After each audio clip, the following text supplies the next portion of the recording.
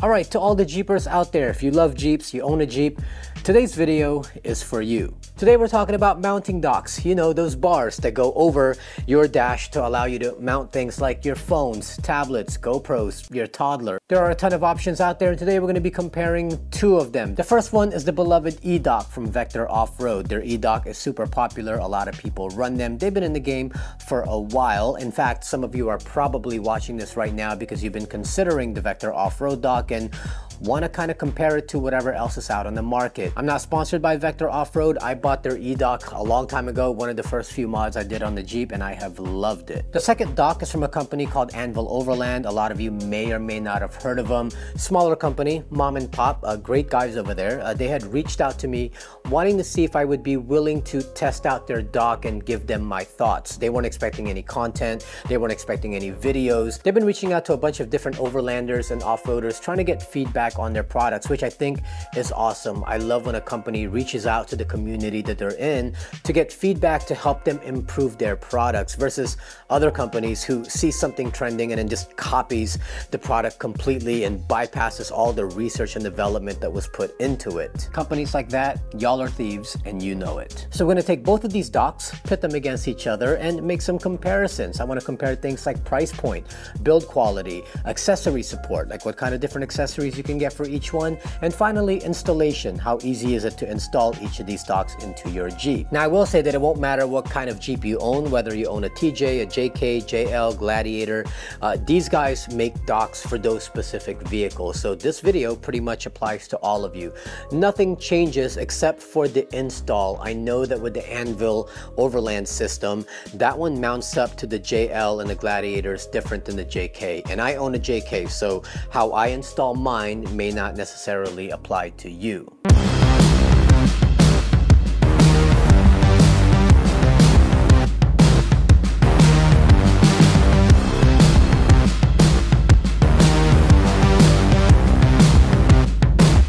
So let's kick this off with a very popular Vector Off-Road e-dock. I took this right out of my vehicle, left all my accessories on here so I don't have to remount them again later. This is made with 1-inch tubular steel, so there is some heft to this, but that steel is what's going to give this thing rigidity. I've been running this for, I don't know, 3 years now, and it has never bent or it has never buckled. Like, it has stayed this same shape since the day I first bought it. This has a textured powder coat finish, and I know that some people might say, well, I really don't like that textured look. I want something that looks sleek and clean, but that texture is there for a reason.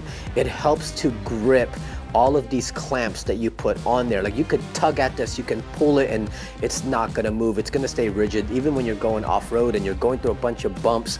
All of your clamps that you put on there stays. I also have to say that the powder coating on this is like top notch. The powder coating hasn't chipped off. It also hasn't faded. Considering this is always on the dash and the sun's hitting it all the time, I would have thought that by now some of this stuff will start to kind of fade.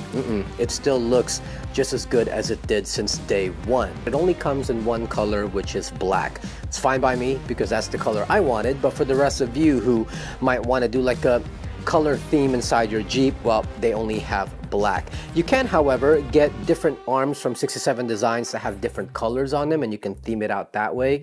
But as far as the dock itself, what they offer is black, what they got is black, what you're gonna get is black. Now, one thing I really love about the Vector dock is the way the bar curves with the lines of the dash. They could have easily just made a bar that runs straight across, but they decided to curve it just to give it a much cleaner look. And I know they also did that so that the bar doesn't go over the cubby that you have up here. They want you to be able to still use the cubby, and having the bar curved like this kind of gets it out of the way.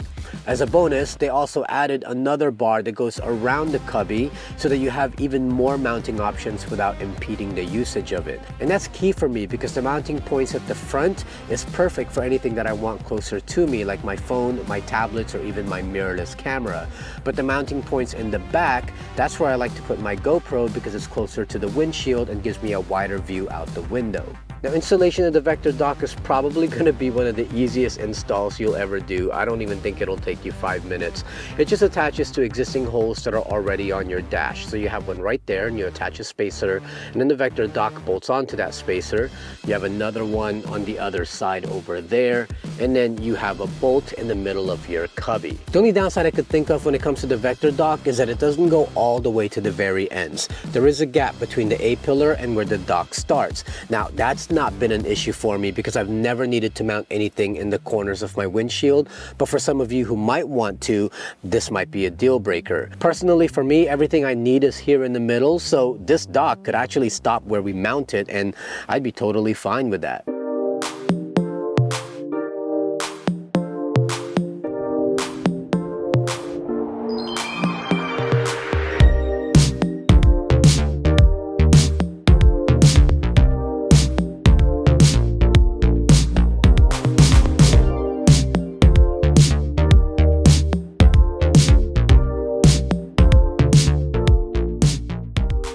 Now for the Anvil Overland dock, as you can probably tell from the table in front of me, this one's a little bit more involved. There's a lot more pieces that you kind of have to assemble to put this thing together. You get these two brackets right here, and then these get attached to your A-pillar with these spacers. Then once you have that onto your A-pillar, you put the bar into one side and then attach it to the other side and then clamp that up.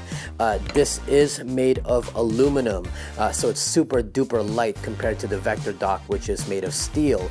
But because of that, aluminum will have the tendency to kind of bow in the middle, so you are going to need to put the support piece there to keep that from bowing. It is powder coated, so you have the option of different colors. You have a bunch of different colors, so if you're going for a specific look in your vehicle, then you have that option, whereas the vector dock just comes in black. Now, as far as accessories, you can buy their ball clamps. These are pretty much adaptable to any kind of ball system that's out there, whether that's Ram mounts, 67 designs, or whatever it is you might have. It should work just fine with this. It is a little bit sleeker and simpler looking than the 67 design ones that I have because it's not as bulky, and that's the look that Anvil was going for. You can also get their grab handles. This goes to the side, so if you need help getting in and out of your vehicle, you can add some grab handles to the system. Now, one of the accessories that I really liked is this handheld radio mount.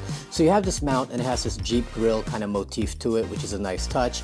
And on one end you have a ball. This ball goes into that ball clamp that goes to your dash bar.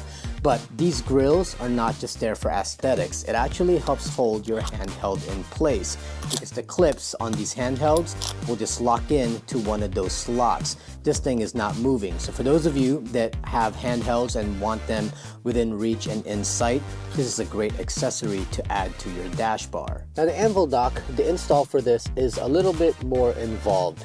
The bars are held together by the two brackets at the end, and those brackets are mounted to the factory holes up here on the A-pillar. It was somewhat tricky to get the bar on because what you do is you put the bar on one bracket first, and then on the other side you put the bracket up and then slip the bar in between. While I was trying to do that, the bar just kept coming out of the brackets and I kept having to reposition it until I finally got it together. Now another small but insignificant issue that I had was with the spacer bolts that go up at the top here. So here's the issue I had with these spacers. You get two sets of two different sizes. You get a short one and you get a long one. One set goes to one side of the vehicle, the other set goes on the other side. The long one goes towards the side and into the A-pillar, and then the short one goes towards the top and into the roof. Now the way these work is if you look on the other side, you'll see these holes, and these holes are threaded, and that's how you bolt your brackets on. But when I went to go and install it, I had it on backwards. I had the long one going towards the top and the short one going towards the side. And I realized it was backwards when the brackets wouldn't fit. Not a big deal, I just have to switch it around. Well, when I went to go in and bolt it from the A-pillar, the spacer came out, but the bolt stayed inside. See, I thought that this was one piece. It's not. It's actually two separate pieces, which is the spacer and the bolt. So the spacer will come out, but the bolt will remain inside, and because there's no head on it, I had a hard time getting my fingers through that tiny little hole to try to unscrew this out of there. Good news is that it's hollow, so I was able to get needle nose pliers, get it in there and twist it out, and that worked fine fine on one side, but on the other side, it came off the needle nose pliers down into my A-pillar, and now I had to remove the entire A-pillar trim along with the sun visor, because you can't get that trim off without taking that out, just to get to this bolt. Now, one way you can prevent this is get some blue Loctite and then join the spacer and the bolt together so that it stays together. But if Anvil Overland is going to redesign this thing, my suggestion would be, instead of having a bolt, a spacer, and then another bolt that goes to your bracket, why not just one long bolt that goes through the bracket, through the spacer, and into the A-pillar? That way you just have one long bolt that goes through this entire assembly. But until they do something like that, or if you don't use any Loctite, then I hope that this is a permanent install for you, because once you tighten this thing down, getting this bolt is going to be hard to remove without taking out your entire A-pillar trim to get to it. Now you'll notice that this bar has a lot of play. It's made of aluminum. It's not going to be super rigid. So you actually need to put this support piece here in the middle. It clamps around the middle, has a rubber bump stop at the bottom so it won't damage your dash. You put it on and you kind of prop it up like this and then tighten this thing down. And it should keep it like this. Now it's kind of curving upwards like this. Getting this to really line up and then having this be in the middle and straight, I'm having a hard time getting it to do that, to be honest. My only concern is because this thing is not really bolted down anywhere here. If I'm hitting the trails and it's getting kind of bumpy, will this end up doing like one of those, like what it just did now, and the bar actually came out from the ends here? See that? Yeah, you need to get this up there and get it kind of tightened down, but there is some slippage that I'm feeling. Accessory wise, one of the accessories that I like that they offer are grab handles. It's good that they offer this, because once you utilize those holes in the corners, you no longer have those available for your own grab handles. So having one that can mount to this system, I think, is pretty great. Now, as far as mounts, their ball clamps are much cleaner. That's the kind of look they were going for. Keep everything really simple, and this is compatible with 67 designs, RAM mounts, anything that has a ball on it. You just have to make sure that whatever your device holder is has the ball at the end, and it'll clamp onto that. If you're wanting to use like an arm, well, arms are usually female like this. So to get an arm on here, you're gonna need some sort of like ball joint, like something that has a double ball on it that can go one on this side and then one on this, and then you can put your holder on there. Now the 67 design mounts, these won't clamp around this bar. It's just too big. These were actually made for the Vector dock. But what I liked about the clamps from 67 Designs is that it already has a ball built in for you to put your arms on. But adding arms to this is kind of pointless, because it just brings the device way too close to you. The whole point of the Anvil dock was to have this bar closer to the driver versus the Vector dock being closer to the window. Now I will say that because these mounts are built like this, it is cleaner and it is simpler, but without an arm, you lose the ability to move your device anywhere in space. Like, I can't bring my phone down if I don't want it to obscure my view out the window, but I also can't bring it up if I want it within my line of sight.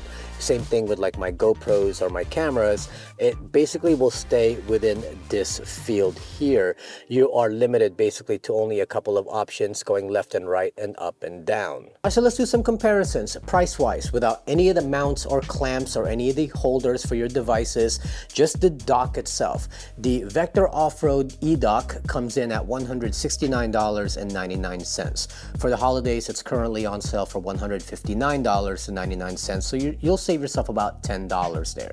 The Anvil Overland base package, that one comes in at $250, but right now for the holidays, it's on sale for $175. Now, options-wise, with the Vector Off-Road dock, one option, black. But with Anvil Overland, you do have a choice of different colors to suit your style. That being said though, I feel like the finish on the Vector Off-Road dock is much nicer. That textured powder coat just has held up so well, and it also adds to gripping all of your devices better. As far as build and design, I would have to give that to Vector also, just because the way they curve it to follow the lines of your dash is just perfect, and it's also built extremely well. That thing is rigid. It's gonna hold whatever it is you put on it, and it's gonna last you for years to come without you needing to put any other supports to hold that thing thing up. As far as install, this one is the easiest one to answer. I would have to give it to Vector. 5 minutes, this thing is mounted. You just put in some spacers in pre-existing holes that are already on your dash,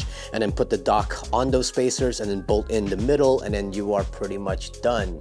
The Anvil Overland one took a little bit longer. Like, I had to put the bracket on one side first, put the bar inside that bracket, bring it over to the other side, and then line up the bracket with that, and then it would keep falling out because I hadn't tightened that bracket yet, and you kind of have to maneuver it with a couple of hands. It's not hard, it was just more of a pain, and as I mentioned earlier, I had some issues with the install where the spacers and the bolts itself, it fell inside the A-pillar, and I had to remove the entire A-pillar trim just to get that bolt out. I didn't like that very much. The Vector off-road dock, you don't have to worry about that. It's just on your dash versus going to the two corners. Now, as far as mounting points, I'm going to consider this dead even because it's going to depend on how you want to look at it. So the Anvil dock, this one goes from one end to the other. Like, no space is wasted. You're getting your entire dash to mount stuff to because it goes from one A-pillar to the other. The Vector off-road dock, well, those have gaps at the end. So if you want to mount stuff in the corners, you won't be able to do that. That being said though, the Vector dock has that loop that goes around the cubby, so you have that entire loop to mount stuff to, as well as the bar at the back, which is advantageous for me because I like to put my iPad and stuff closer to the front, and then I'll put my GoPro towards the back, closer to the windshield. So I don't think I need to mention which one I'm going to go with. I mean, obviously I'm going to stick with Vector. I have used it for years. That system is already fine-tuned to exactly what I want in my vehicle, where all my devices are and how I look at them. The Anvil dock, I feel like they're getting there. I like that they're changing up how it's kind of being mounted, but they need to figure out a way to install it a little bit easier. And I don't know about it being that close. For some of you, you might like that, but because I like to use articulating arms, I need it to be further back so it's a little bit cleaner. I do want to give a big shout out to Anvil Overland for allowing me to test this, and not only to test it, but to give my honest feedback about their product. I think that's so key when a company reaches out to their users and asks for honest feedback so that they can improve it. I'm sure it won't be long now before they actually nail this system down, and I know that some of you are probably going to like this Anvil Overland system better than the Vector one because of your needs. In fact, Brad from Overlanderoos, my good friend, he's installing the Anvil dock on his Gladiator as we speak, and he'll be releasing his video in about a couple of weeks, so make sure you check out his channel and get his take on how he feels about the Anvil Overland dock. It's hard to choose between two really good companies with great people, right? But I hope you enjoyed this video. I hope you found it useful in making your decision. If you did, please make sure you don't smash, clamp down on that like button, subscribe to our channel, also click that notification bell so we can let you be aware of new videos when they come out, and if it moves you, support us on Patreon. It gives you access to all of our videos before everyone else and gives you access to our live streams when we do them. And as always, don't forget to follow us on Instagram at Baptism Overland. My name is Asia Sampson, and I will see you next time.